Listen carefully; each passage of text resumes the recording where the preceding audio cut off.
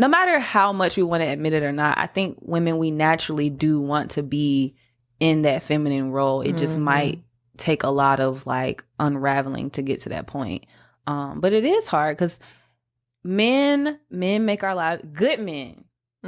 As Jamal would say, a high value man will make your life easier. And I think all women, like, we have that innate knowledge of that, and we want that. Like, I don't want to be lugging up groceries to my arms hurt. Like, take my stuff. Like, it's just nice to be able to not worry about certain things. And I think we know that. So to your point, singleness is difficult. And I think what can make it even more difficult is like looking for that in every man we're talking to or dating. And like, cause we're just, I won't say we're desperate, but we're just thirsty for like a chance to breathe. Yeah. And be in our femininity. And so I think we have to be careful while we're dating and like when we're single to not get so like excited, like, oh, this is a man in my life. Oh my God. Like, because that excitement can like create a lot of blind spots. We can overstep on our own boundaries just to say we got something. And we look up and we like, why is he even here? Oh, because he's taking out my trash every morning. That's why. But that can't be it, you know? Like, we can't let the desire to be in our feminine override discernment and like knowing what we're worth and knowing what we really want, you know? So without black, there cannot be anything else.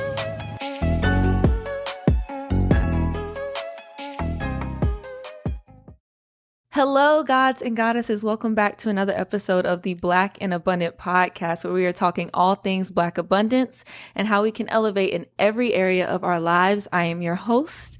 My name is Nia Love. You can follow me at by Nia Love. And today is an episode of Queen Conversations. So kings, you can go ahead and just scoot up out of here. This is for the queens only. I mean, feel free to stay if you want to learn about femininity and all of those things. But this episode is for the queens. And I brought a queen that is near and dear to my heart, Miss Keimaya Downey.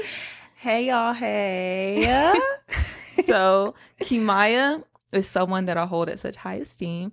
No, we are not related, not by blood, not biologically, even though we kind of look like it. We're not twins. Okay, but she is my sister-in-law, technically. So she is Jamal's sister. And she is my best friend. Yeah. So, yeah. We normally have some really good, deep conversations together. So I wanted to bring her on here to have one of those meaningful conversations with you guys. So, Keimaya? Yes. Like, what is she about to ask? Tell us about yourself. Okay, about myself. Where do I begin? Like, just wherever you feel compelled to begin. Like Lania said, my name is Keimaya. Maya for short, if that's just too hard for you to pronounce. Yeah, whatever. But yeah, a little bit about me. I'll just get straight to it. I have always just naturally loved and gravitated towards just like wellness and healing and authenticity. And just unconventionality. I always felt different. I always just felt not out of place necessarily, but I just knew I wasn't like everybody. So I was always big on just like creating my own lane and just being in that. And as far as our episode today with femininity, that has been, you know, a tough journey for me. So it's really crazy to even be here. It's very full circle to be like, dang, I struggled so much with femininity and here I am, like about to talk about it. So yeah, this is so up my alley. I love women. I love womanhood. It just took unraveling that love for it to get to it. So yeah. Well, we're definitely going to talk about that today. Because you guys, Keimaya is somebody that when I think of a woman that has really grown into herself and is unapologetically herself, takes up so much space and does not care, I think of Keimaya. So that's why I wanted to have Keimaya on this podcast to just talk about her mindset behind that and just show you guys what that even means and how she executes that in her life. So like Keimaya said, this has been a journey. This has absolutely been a journey for her. So Keimaya and I met back in 2019. Oh my God. I know, it feels like forever ago. so ridiculous. Right. And our friendship grew through the panoramic. So we became friends like right before that happened. So, and that's when you moved to Dallas and things were just, it was a different time. Yes. Okay. So back then, Keimaya was super tapped into her masculine. I don't know.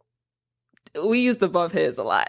Okay. We did. We used to bump heads a lot because I was always a super feminine person. So it was interesting to have a woman in my life, and both of us, we don't really have girlfriends like that. Yeah. Or we didn't have girlfriends like that at the time. So it was interesting to have like one of my first close girlfriends be in her masculine bag. So Keimaya, can you just talk about that phase of your life and what was going on? Oh my gosh. So for a long time, I rejected my femininity, and I think it had a lot to do with my relationship with my mom. Mm-hmm. I just always viewed like women as a threat. Like I wanted to embrace femininity. I just didn't know how because I felt like there wasn't room for it. Like at that time I had like just graduated college, just started my big girl job in corporate America. And I just felt like there wasn't room for me to be this soft and warm and nurturing person. Like no one's going to take you seriously, or you got to stop all that crying and hide. Like it just felt like I had to suppress my femininity in order to survive. And so that phase of my life, I was very, oh man, I always say, I feel sorry for you during that time of our friendship because I was just so over analytical, so like rough, so anal. I just didn't know how to not be that because I feel like I was operating in survival mode, but I was also just like, I don't have time for that. Like, that's not going to get me anywhere. It didn't seem like it would be a valuable part of my journey and like where I wanted to go. So you mentioned that, this could have stemmed from your relationship with your mother. So kind of dive into that a little bit more and what you meant by that. Okay. So growing up, I love my mom down, but like growing up, she was a young mom. So I feel like she didn't really have the capacity to truly like nurture us in the ways maybe she wanted to or like needed to as far as like emotional and mental nourishment goes. She was very just like, y'all got a roof for y'all head. Y'all in school, y'all got food, like boom. She was very much in her masculine as well. And that's all I ever saw. And me and my mom, we're so much alike, like we're crybabies. And so I've always been the more emotional and sensitive one out of my siblings. But it just felt like there wasn't room for that. Even though I would see my mom being emotional, it was very like hidden, very suppressed, we ain't got time for that. We got to get up and go. It's money to be made. These bills due. I got 3 of y'all. Like it was just very fast paced, very rushed. And so I never really felt connected to my mom in that way. Like even in middle school into high school, I always felt jealous of the girls that would have like super close and intimate relationships with their mom. Cause I didn't necessarily have that.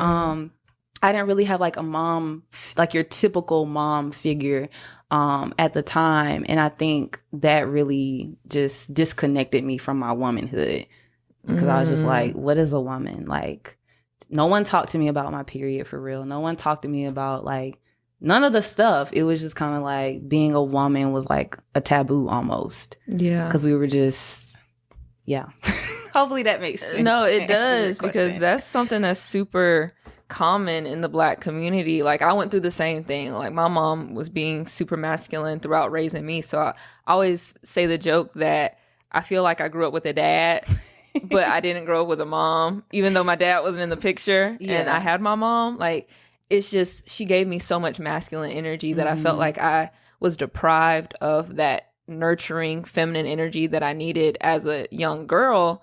And that is very toxic and damaging to young girls, especially when they're trying to come into their selves. Like it is. And I don't think it's intentional. I just think our society and just the thing, like it's just generational. Like women being able to be in your femininity almost requires you to slow down a little bit. But when we live in a society that's like, no, you got to get up and go every time, every dollar count, time, like just all this rushing and just this friction, you don't really have time to like slow down. And that's, I think, a big part of femininity is kind of just slowing things down a little bit. And I was going to ask you, like, what was the shift for you? Like, what changed? Because I wasn't there for that. The I was like, we're going to have to bleep that out because I don't think we can say the P word. Oh, we can't. Oh, well, the time where life was on a break. When life went on vacation. But that's a great segue, because to my point, like, you need to slow down to be in your feminine.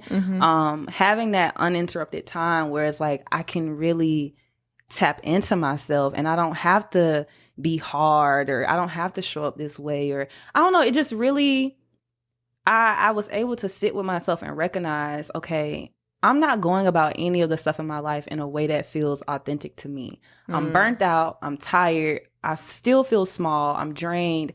And it was because I wasn't operating in like an optimal way. I was operating in a way that was creating so much force and going against like my natural way of being. I think I've always naturally been feminine. It's just been expressed differently. And I just never had the time and the space to navigate and uncover what that could look like. And I think having a time where the world was literally just like forced to slow down, not be so overly masculine, because I feel like masculinity has a lot to do with logic and facts and structure. And when you don't know what the heck is going on, like, sit down.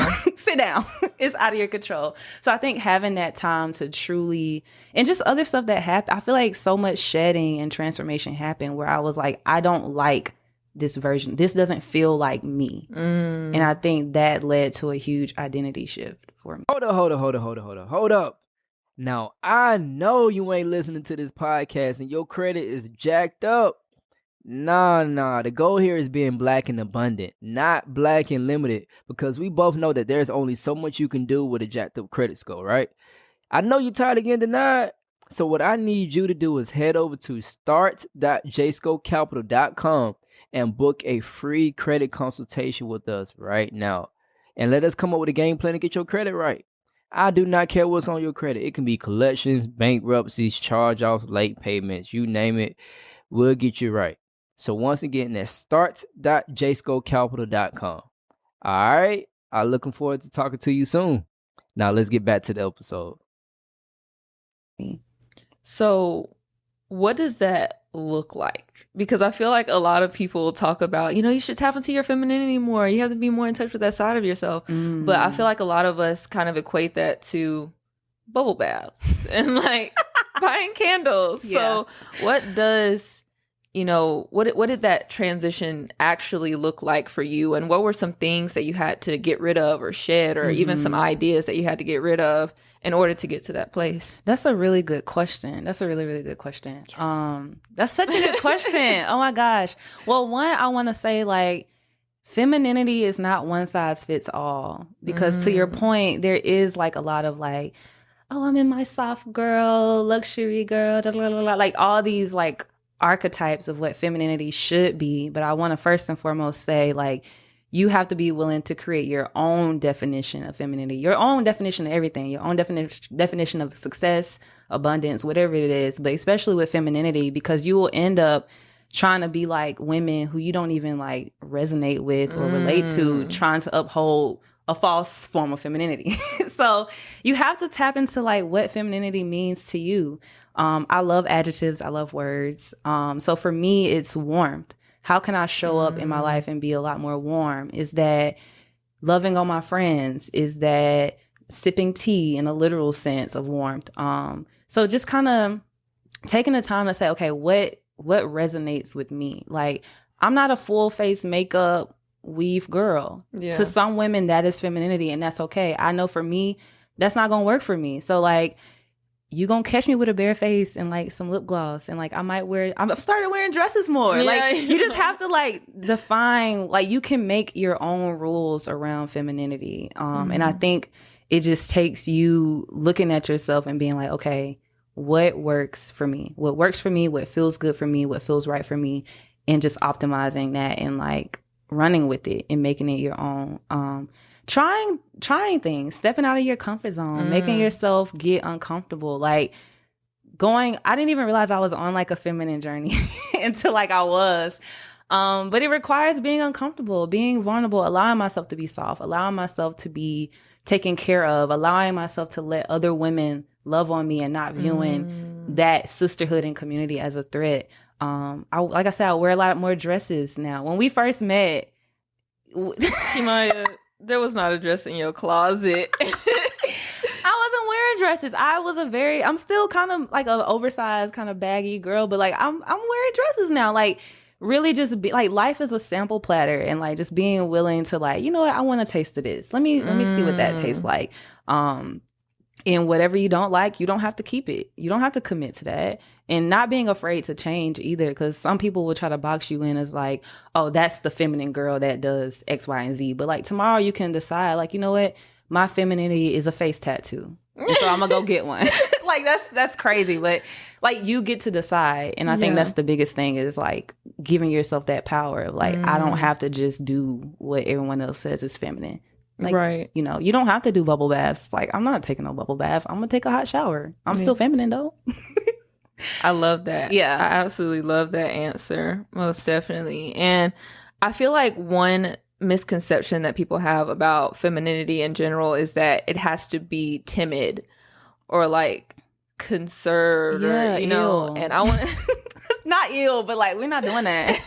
Not in this generation. Go ahead. Okay. So, okay. Well, then cool. We can dive into that and why that's ill to you. So how can you still be feminine and also be assertive? And also, I want to dive into this idea of taking up space and being unapologetically you and not taking nothing from nobody. Yeah. Like, how do you really embrace that as a woman without coming off as like too masculine or too hard? Like, how have you found the balance? How have I found the balance? A lot of it is trusting myself and trusting that being myself is going to work wonders for me. And so I think not overthinking it has kind of been my solution, because if I do try to think too much into it, it becomes like I get a little bit of anxiety about it. I think you just have to stop caring. Like, of course, still caring, still being considerate, if that's what's important to you, but you just have to stop caring. Like, this is my life. This is who I want to be. Yeah. So I'm just going to be it. And I know that sounds so simple and so kindergarten. I know it's much easier said than done. But it's truly a decision of like, you know what? I want to wear red flip-flops and paint my hair purple. I'm going to do that. Right. Boom. Like, you just really have to be your own biggest advocate and not really care. Because I think for me, I spent so much time living my life for other people that one day I woke up and I was like, this is not my life. Like, this is so-and-so's influence over my life, but this is not my life. And you just get to a point where you're fed up. Like, when am I going to start taking up space and being my most true self? Like, you just really get tired of the facade. And I think once you hit that point, it becomes easy for you to be like, okay, I just really don't care, because I've spent so much of my life being somebody else. That didn't get me anywhere. Or if it did get me somewhere, it got me in places I didn't really want to be. Like, when we're not being our true self, how can our true success and our true purpose and our true whatever it is we're chasing, our true abundance, how can that really come and find us if we over somewhere we don't belong because we're being fake? You know? So it's like, the more you take up space and allow your true self to shine, the more you align with what it is you really want anyway. Like, I think for me, I kept ending up in spaces where I felt small, I felt cramped, I felt like I couldn't be my full self. And yes, those environments or those people had a part to play in that, but also I did too, because you kind of have to set the standard as to like what your environment is going to get out of you. If I'm only showing up as a half diluted version of myself, how can I expect my environment and the people in it to like accept what's underneath the iceberg? Like, you have to show up as the iceberg. And if they can't take all that, okay, cool. Like, you don't have to be here. Like, you don't have to be here. Or like, maybe we only like get lunch, but I don't call you for like my deep conversations or whatever that is, you know? Does that answer your question? Yeah. Honestly, as women, I feel like we're kind of taught at a young age that we have to minimize ourselves in order to make other people comfortable. Yes. And I think that is a huge misconception of what it means to be a woman and what it means to like tap into your femininity, because it's not about making yourself small. It's about making yourself big and taking up as much space as you absolutely need to in order to really be yourself. Because as a woman, if we're not operating in our true selves, then how can we really give? Like, we're givers, we're nurturers. We are, yeah. But if we don't have anything to give, then what are we really doing? We're not really reaching our full potential. Right. And something that helps me is like, it's almost selfish for me to not to be myself. Like, I'm not doing our friendship any good if I'm not showing up as myself. Oh my gosh. Cause like we're not even real friends then. Like, you don't even know who I am if I'm not even showing up as like me. And I always say the sun is gonna shine as bright as it wants to. Like, I feel like nature, I'm such a nature girl, by the way, y'all. But nature has so many like answers in it. Like the sun is not diluting itself. The sun isn't saying, "Oh, y'all hot. Let me turn it down a little bit. I'm sorry." No, the sun's saying, "Oh, y'all hot? Okay, cool. Either you're gonna burn up, get you some AC, drink you some water, or you're gonna sit here and sunbathe and enjoy me." So yeah, like, nature is not apologizing, and you're part of nature. Don't apologize either. And I think it's harder to manage dilution than it is to just be yourself. Wow. Like, imagine being in a space and you're like, okay, I've been 20% myself, so that means I got 10% left. Like, that, like, trying to be that calculated, like, no, there's so much freedom in just being like, hey, I'm here. You like this or not? So I can leave, or I can stay. Like, how are we gonna do this? It's so much easier and so much freeing to just live your life in that way. Because life is already complicated. Why complicate it in trying to just manage yourself and microdose who you are? And yeah, wow, we're not doing that anymore. And y'all, Keimaya has come such a long way in this, because I remember that there were times when there was a long period of time where Keimaya was like, she said yes to everything. Oh my She was always there. She never communicated like when she was drained and if she needed space, or she never communicated her needs to me. And that ultimately led to the downfall of our friendship for a while. Oh my gosh. It's not funny, but like, we can look back and laugh now. Yeah. Like, girl, why you just didn't speak up? And it's so funny because you used to get on to me. You like, Keimaya, you could have just said that.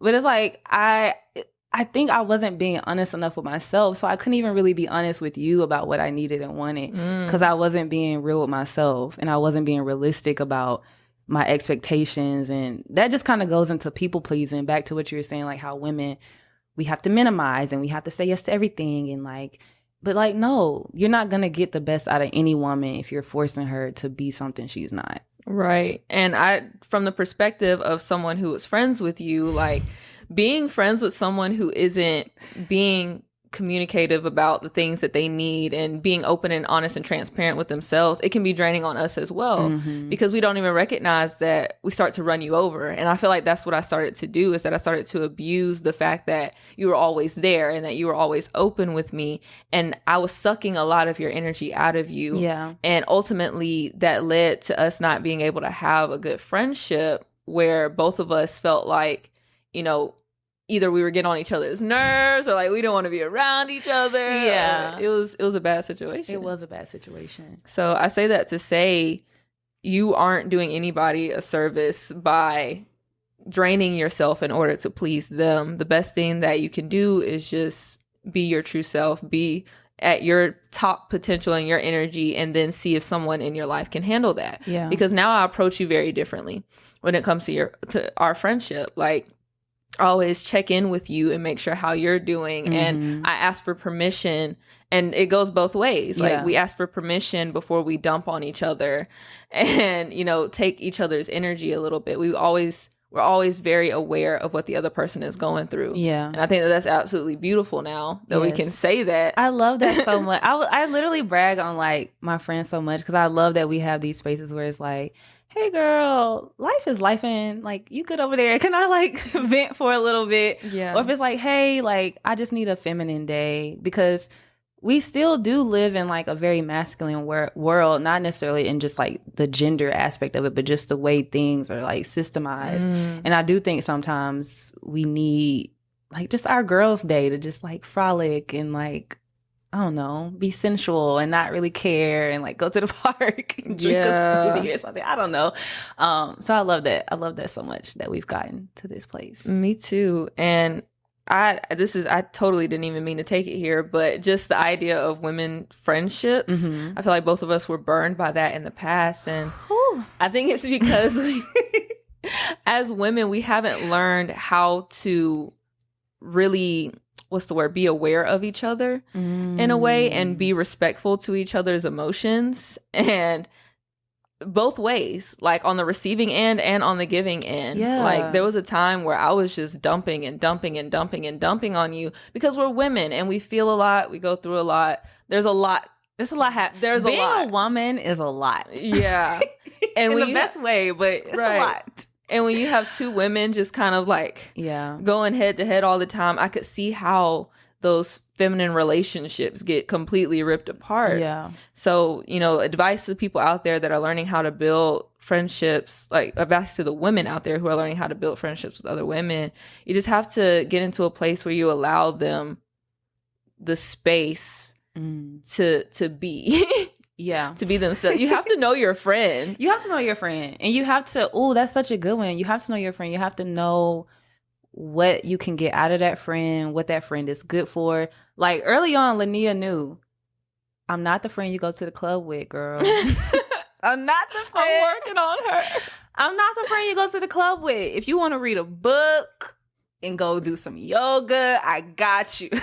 But you have to know your friend and like be okay with like, you know what, this is the friend I go to for this. And I know that sounds like transactional or it sounds like you're compartmentalizing, but it's really the truth, and it allows you to have realistic expectations of like, you know what, this is the friend for this is the friend for that. Oh, I need a friend that's gonna jump off a mountain with me. Okay, that's her. Like you just need to know who is who so that you're not, because I think for a while, me and you talk about this all the time, if I'm trying to talk to somebody and it's more of like maybe a deeper or heavier conversation and they don't respond in a way that maybe I need in that moment, I like start to kind of shut down and like remove myself. And it's like, maybe it's not so much that person. Maybe it's I didn't necessarily read the room. Like you kind of just have to, like you said, you just have to know who is who in your life for you. Right. Yeah. You have to know which friend to talk to about what thing. Yes. I've ruined friendships from that alone. It's just not knowing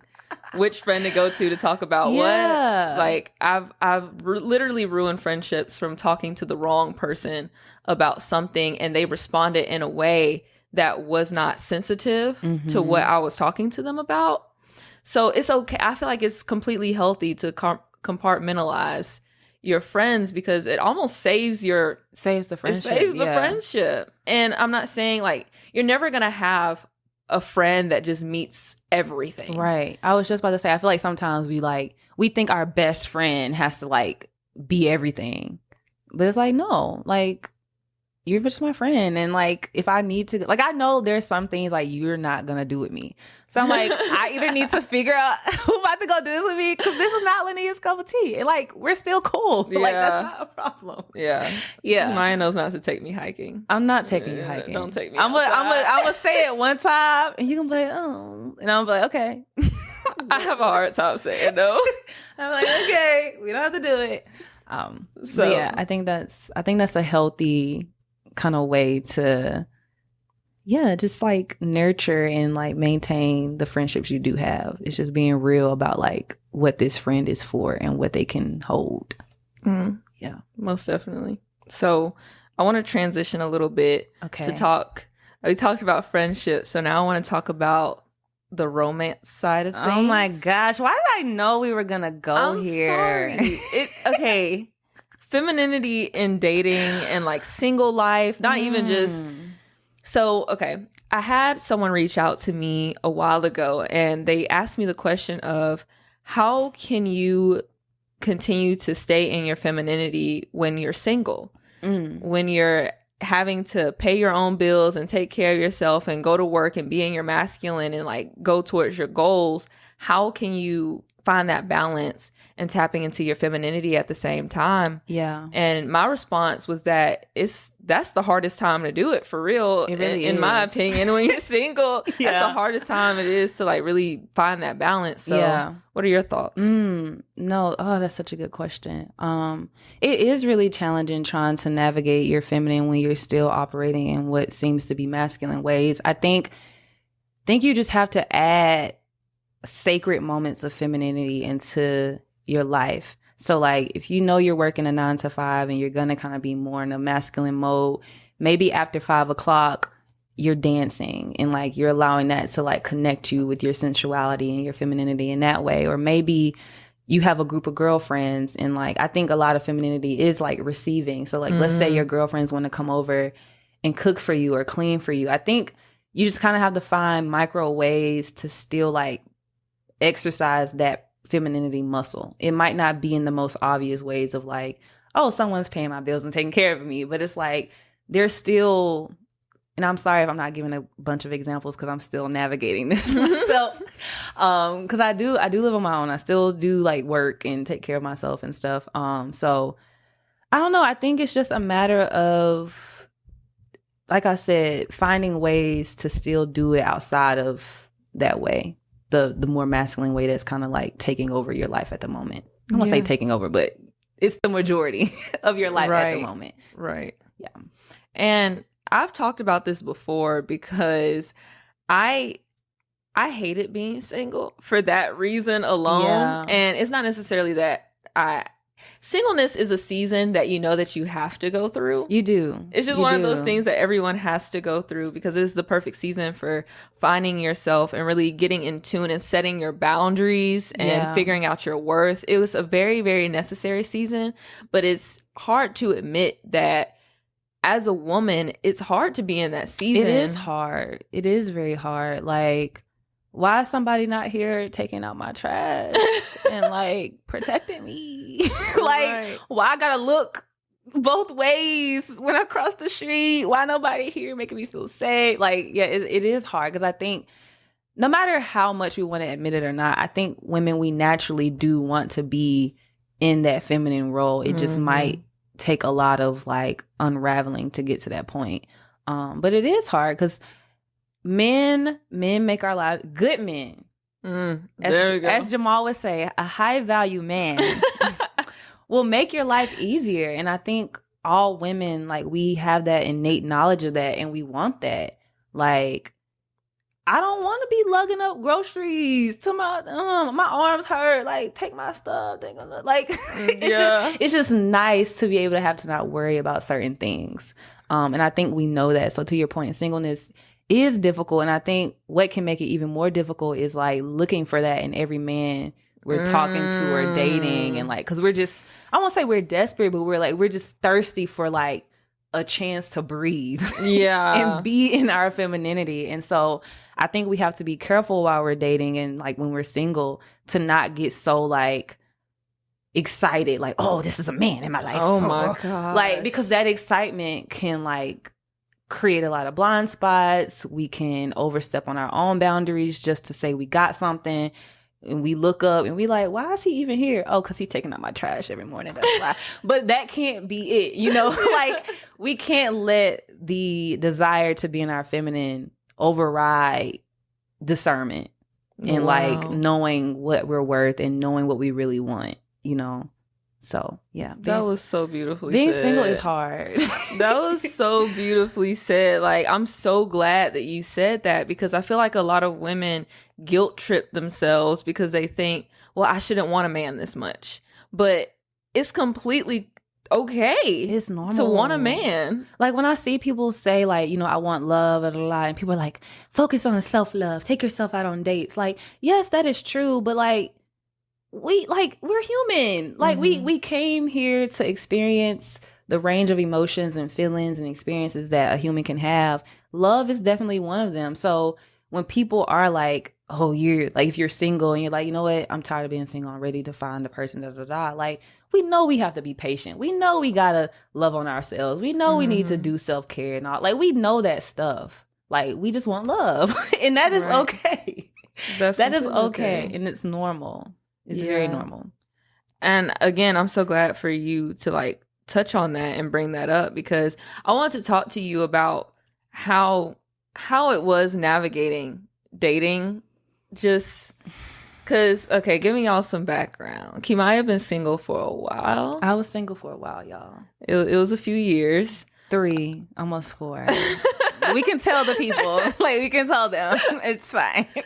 So you've been also dating for a while. Yeah. So, and going through the ups and downs of that. So I wanted to talk about just what was that experience like, still trying to stay true to yourself and still listening and trusting yourself, having being hurt and not wanting to go through the same things that you went through with your previous relationship? Like, how did you stay grounded and stay, I guess, safe throughout that process as far as boundaries go? Safe. You're just asking me a lot of questions. You're asking me a lot of questions, good questions. I feel like I'm naturally a very self-aware person, but even in that, there were times along like my dating journey where I did lose myself in other people. And I think for me, the way, I stayed grounded, I always had something to come back to for myself. And what I mean by that is like, as a woman, you need to know yourself through and through. And what that looks like is knowing what you will tolerate, what you won't tolerate, who you are, what feels good, trusting your gut, like just really the ins and outs of who you are. Like, have that as a foundation. And of course, as you learn and you grow, you add to that pot, you add to that toolkit, that tank. But I would say what kept me grounded is that I always had that to fall back on. So it's almost like I had to protect that. I had to protect that. That sacred box of self. I don't know what to call it, but I had to protect that. So no matter how involved I got with someone, no matter how in love I thought I was, or whatever the case may be, I had to go back to that spot and be like, okay, does this match with this person? Like, at my core, if you take all the feelings and the infatuation, if you take all of that out of it, does this align? Does this make sense? Does this feel good? And if you really sit and ask yourself those hard questions, half the time you'd be like, no. No. And so I think you just have to be willing to be real with yourself. So again, me and Nia, you've seen me through so many phases. There was one point like I wasn't dating because I was like, these men not about to get to me, and I was just in my like, don't talk to me unless you my husband type energy. And I think a lot of that was like a defense mechanism because it's like, I don't want to get hurt. How do you not get hurt? You just avoid people.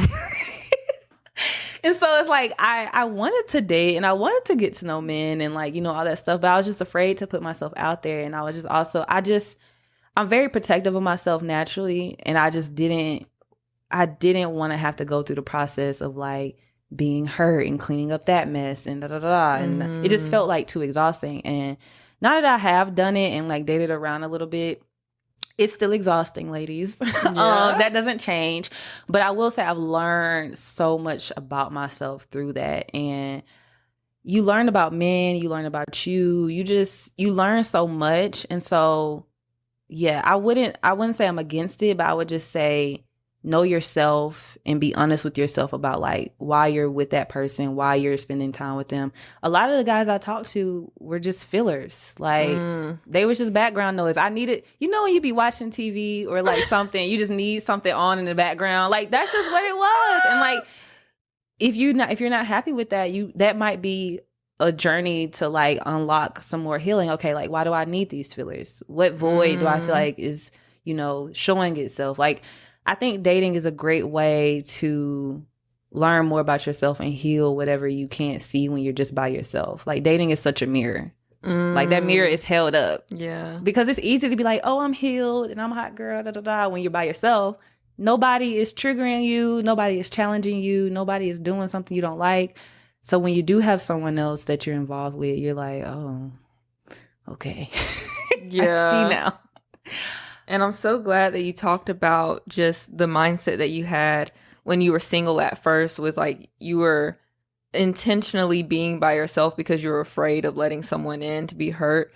I feel like people take the singleness and the dating season from the wrong angle. And that's why people get frustrated in that season. Not saying that those seasons aren't frustrating, but you almost shoot yourself in the foot if you don't have the right mindset going into those seasons. Like, to your point of a lot of women go into the singleness season like, I just F men, I'm done, I want to protect myself. But it's really, if you approach singleness from the place of, I just want to learn more about myself. I want to get to know myself. And same with dating. A lot of women approach dating like, I'm trying to find my husband. But instead, if you approach it from, I just want to learn more about myself. Yeah. And if I find him in the process, great. And if I don't, then okay, at least I tried.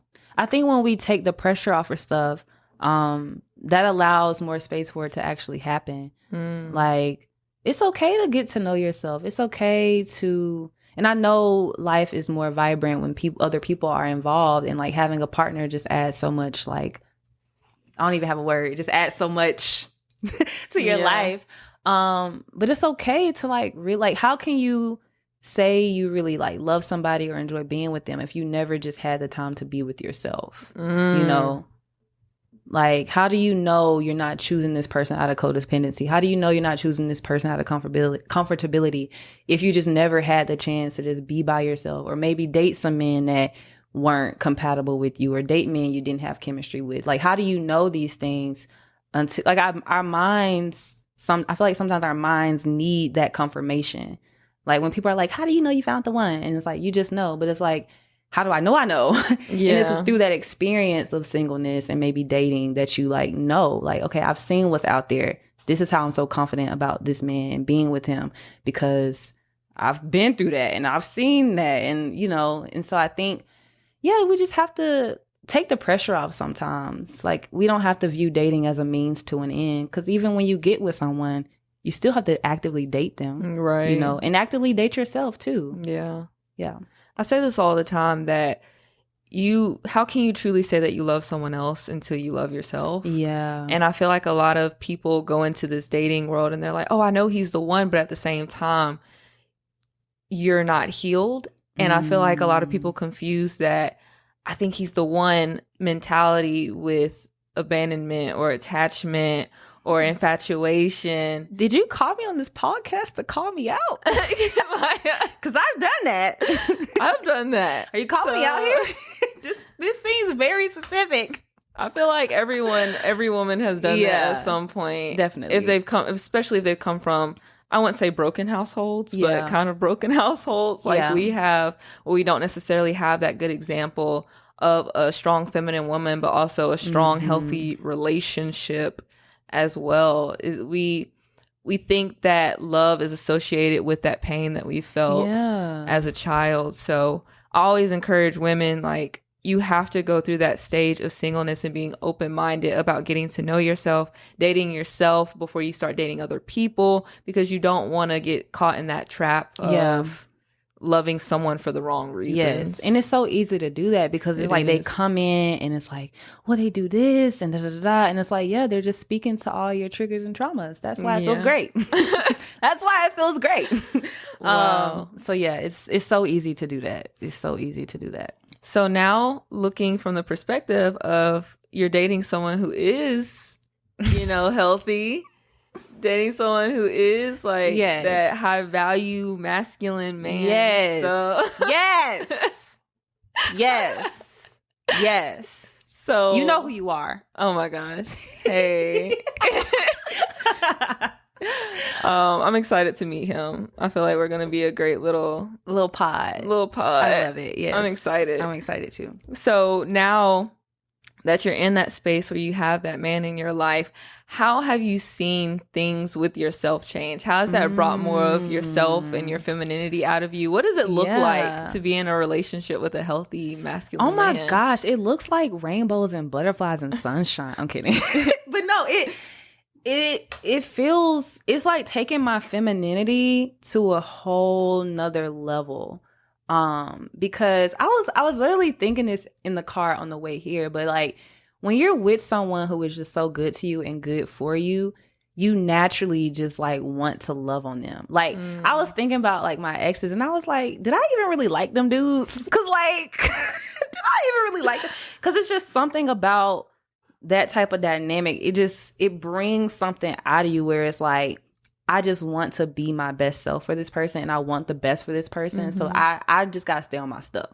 But no, it feels great. I feel, I don't know, to just be seen and understood and just held. It's like diving into like your pillow after a long day. Like, okay, I done been on this dating train, dealing with all this mess. And it's like, you can just sit back and relax. I definitely think it has added to my confidence as a woman.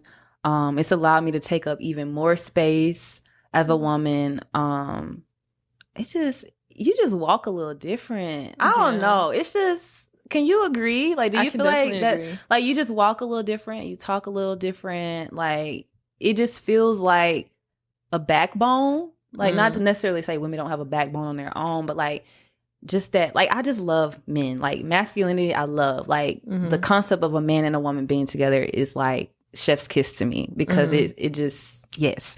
But it's just like that backbone, like that security, that safety, that stability. You just feel a lot more rooted and grounded. And I really, I've been enjoying that a lot. I feel like the key word for that would just be like relaxing. Yes. Like, you get to relax in your femininity. Yes. And I just, looking at, your dating phase that you went through, looking at the dating phase that I went through, like, there were a lot of times where we felt like we had to protect ourselves from the men that we were romantically dating. And it should never feel that way. It should never feel like that. Like, I feel so open and feel so like, I feel more myself, more like myself, because I'm with this person. And I think what was happening in my dating journey, I start to feel less like myself with the men I was talking to. And that should have been a red flag. But we had some times and the vibes were hot and whatever. But like, I feel more like myself because I can't even explain it. I'm gonna just leave more like myself, period. I'm gonna just leave it at that. Just leave it at that. That's key, because a lot of women lose themselves and as one of those women, like, we lose ourselves in our relationships, and we think that that's like love. Like, you've changed. Like, no, that's not love by any means. That's toxic. You're supposed to grow and elevate. Your partner isn't supposed to just stress you out to the point. They're not supposed to make you fearful. They're supposed to make you feel like you can be open and that you can be yourself, that you can talk to them about anything, that you can be safe. Yes. I feel like that's one thing that women who didn't necessarily have a good relationship with their fathers growing up, like, that's something that we struggle with. Yes. Is just this idea of safety. We're so used to not feeling safe that when a man comes into our life and they don't create safety for us, we think that that's okay and that that's normal. But it's nothing like having a man that you can literally just relax in and know that he's got your back no matter what you look like, what you're going through, what you say. Like, he's got you. That is just another level of peace and ease and freedom, and it's really unmatched. It's really unmatched. I would recommend, ladies. 10 out of 10. 10 out of 10. I would recommend. I give it 5 stars. 5 stars. All right. So that was everything that I had to talk about. So thank you. Keimaya, I'm honored to even be here. Like, who am I? That was such an amazing conversation. I'm pretty sure you guys agree. So make sure that you guys comment, share, like, subscribe, all of those things. And thank you, Keimaya. Thank you. Please tell us about your book. Oh, while it's sitting over here. Oh, this whole thing.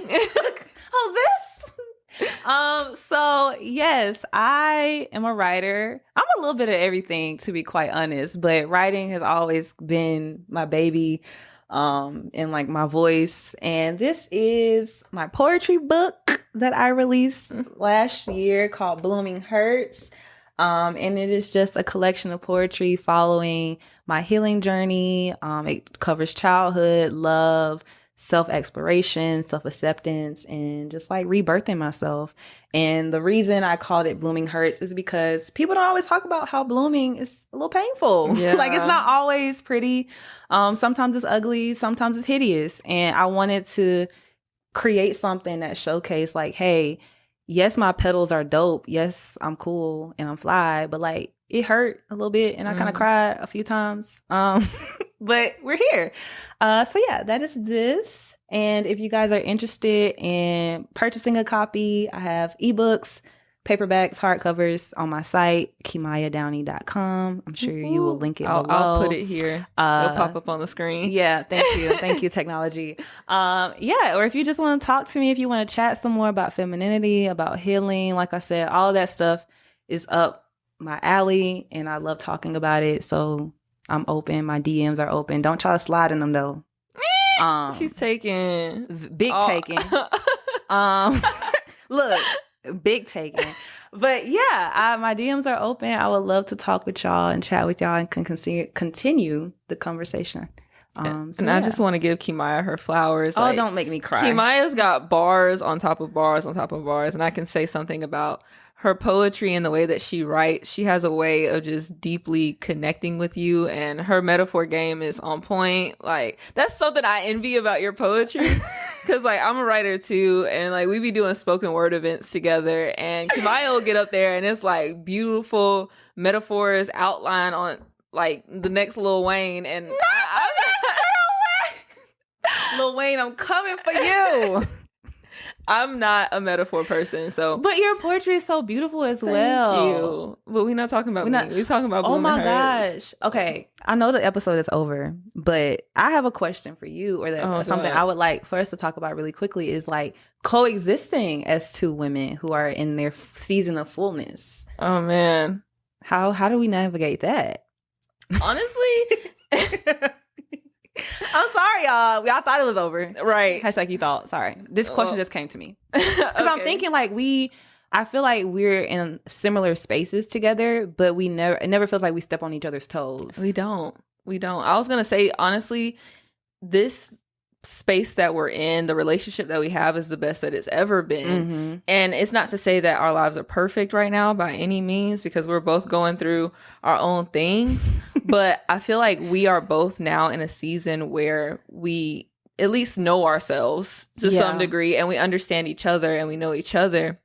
And I think the way that we navigate that is that we just are always open and honest with each other about everything. Communication is just like in a romantic relationship. Yeah. Like communication is absolutely everything. And we're always talking to each other. Like I said, we're always asking each other questions about, how do you feel right now? Are you good to talk right now? Do you want to do this? Or are you okay with this? What do you need right now? That's a huge question for us. But also it's about being okay with the answer that they give. Like, sometimes I'd be really needing to talk to Keimaya, but maybe Keimaya's not in the space where she can receive me, and vice versa. Yeah. And we have to be completely okay with that. Yeah. I mean, just like any relationship, you don't want to push your partner to do something that they don't necessarily want to do, or something that makes them super uncomfortable, because then they're just going to shut down on you, and it's going to create some type of resentment in the relationship. Yeah. So I love that we're both in a place in our maturity where we can look at each other and be like, hey, I need you right now, but I understand that you can't give me you right now, or I understand this is the space that you're in right now. And just being honest and transparent with that, and also respecting each other's boundaries. Yeah, I agree. I feel like another thing is we just let each other cook. Like, I think in our like earlier phases of our relationship, it felt like we kept trying to change each other. But I think now that we both have a further awareness of self and a further awareness of each other, it's like, I know what Linnea is really good at. I know her strong suits. I know what she likes.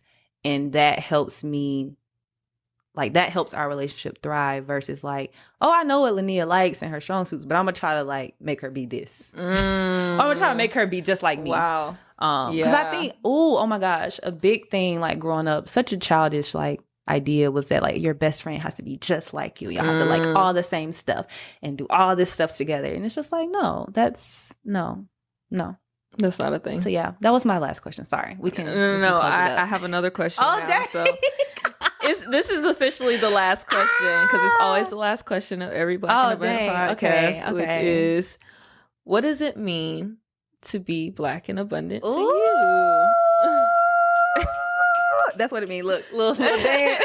What does it mean to be Black and abundant to me? To be Black and abundant, it means to be fulfilled. It means to be authentic. It means to be, am I saying it right? It means to be purposeful, flavorful, vibrant, genuine, honest, transparent, successful, healthy, well-balanced, optimal,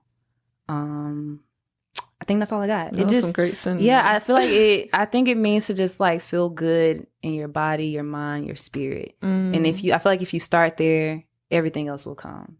So I think if you just had to strip it all the way down to be black and abundant, it means to be black.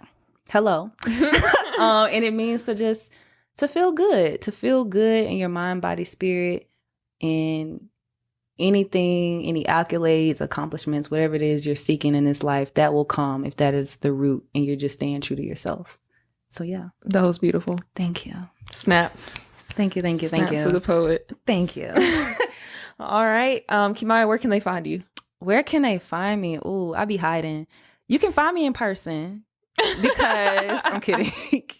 If you want to pull up on the kid, you can do that. But no, you can find me on Instagram at kwhatever,